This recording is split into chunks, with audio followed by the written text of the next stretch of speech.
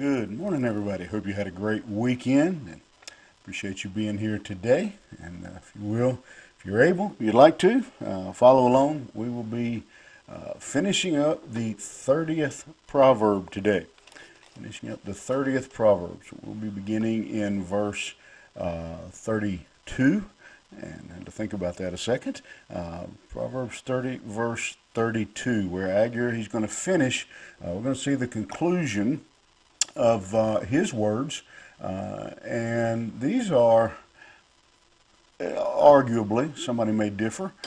For me, I think some of the most practical pieces of wisdom in the entire book. Not that any of it's bad, but I just think this is just so relevant for life today.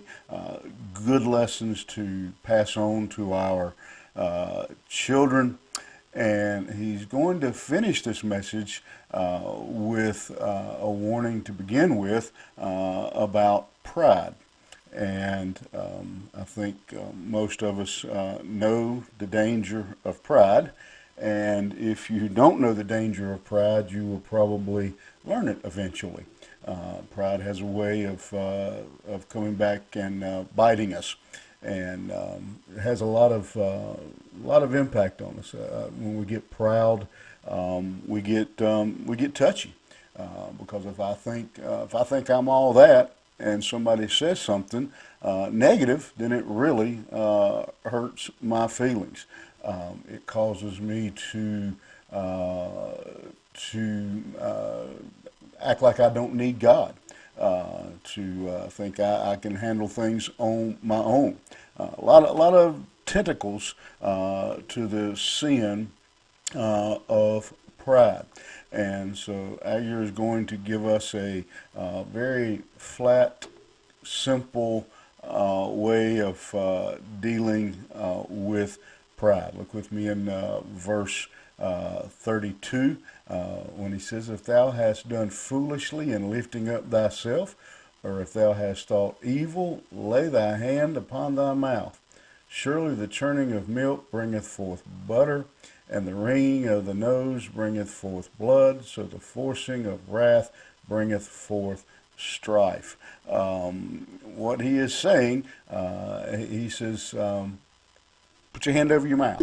Hush. He says, if pride is a problem, if ambition is a problem, if arrogance is a problem, he says, cover up your mouth. There's first of all, obviously, that's be quiet. But second of all, that was a symbol in that time of humility and repentance. Pride leads us to anger, and that leads to strife, as it's called. And he says, this may seem odd to you, this churning of milk, wringing of the nose statement, but it's just simple facts, simple science. If you churn milk long enough, you'll have butter. If you twist the nose long enough and hard enough, it'll bleed. And pride brings forth anger, and anger brings about strife. Just as sure, again, as churning milk makes butter, pride brings anger, anger brings strife and trouble. And the only way to avoid those, again, is to be humble, just to simply not do it. There's a video that's been around for years, probably back into the 70s, the old Bob Newhart show.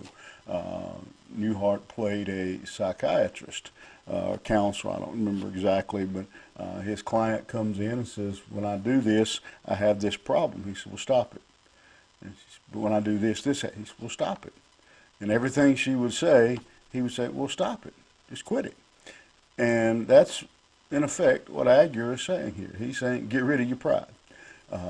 Get rid of the pride, because just as sure as churning milk brings butter, twisting the nose makes it bleed, he says your pride will cause you difficulty. It will cause you trouble in your relationships. It will cause you problems in your home. It will cause you problems at work.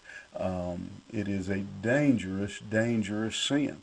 And there's really no need for me to keep beating on it. Agur didn't.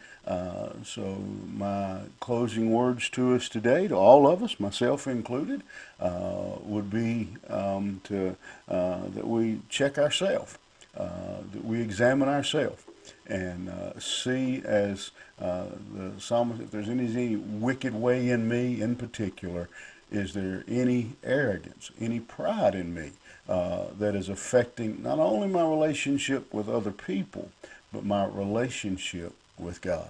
You think about that today. Powerful thought. Have a good one. We will see you here tomorrow morning.